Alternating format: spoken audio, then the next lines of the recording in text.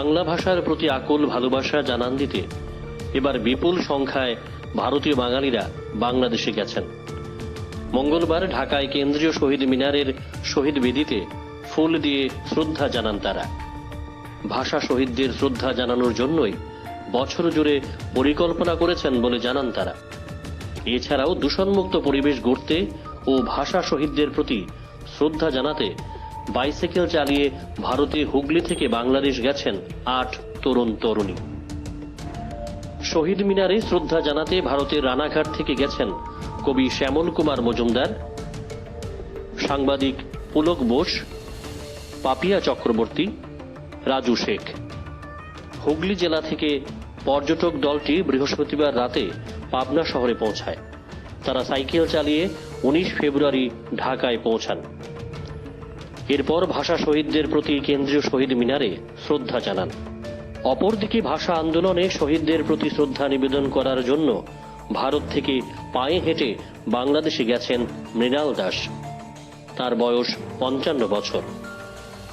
বায়োসায়েন্সে লেখাপড়া করা এই চিরকুমার পায়ে হেঁটে ২১শে ফেব্রুয়ারির প্রথম প্রহরেই ঢাকায় শহীদ মিনারে ভাষা শহীদদের প্রতি শ্রদ্ধা নিবেদন করেন।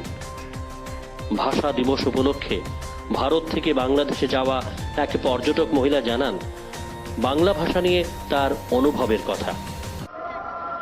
নমস্কার, আমরা এসেছি কয়েকজন কলকাতা থেকে এই মাতৃভাষার প্রতি শ্রদ্ধা জানাতে। আমি ভাষায় প্রকাশ করতে পারছি না, চেষ্টা করব কালকেও আবার আসতে। হ্যাঁ, এটার জন্যই এসেছি। আমি অনেক দিন ধরেই আসার চেষ্টা করছি। আমাদের এক বন্ধু ঢাকা ইউনিভার্সিটির, উনি আমন্ত্রণ জানিয়েছিলেন, সেই জন্য আমরা সবাই এখানে আসতে পেরেছি। আজকে এসে আমাদের ভীষণ ভালো লাগলো। এই অনুভূতি আমি ভাষায় প্রকাশ করতে পারছি না। মাতৃভাষা আমাদেরও বাংলাই মাতৃভাষা, ওই জন্য আমাদের এসে খুবই ভালো লেগেছে। আমরা কলকাতার বিভিন্ন জায়গা থেকে এসেছি, উত্তর ২৪ পরগনা।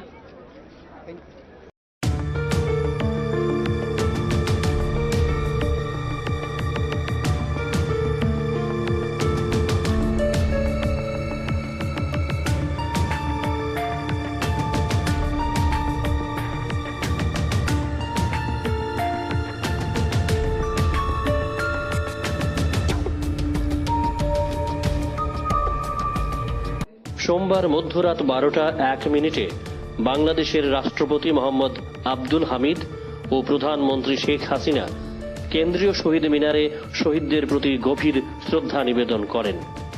এরপর থেকেই ভাষা শহীদদের শ্রদ্ধা জানাতে কেন্দ্রীয় শহীদ মিনারে ঢল নামে লাখো লাখো মানুষের।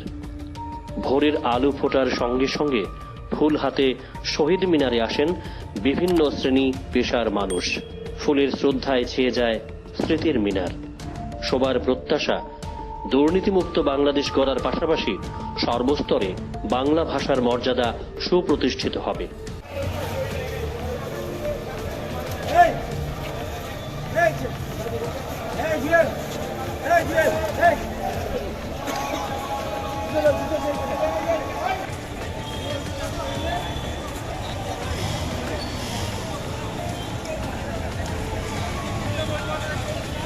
ঢাকা থেকে হাবিবুর রহমানের রিপোর্ট, জ্যাম 24 নিউজ।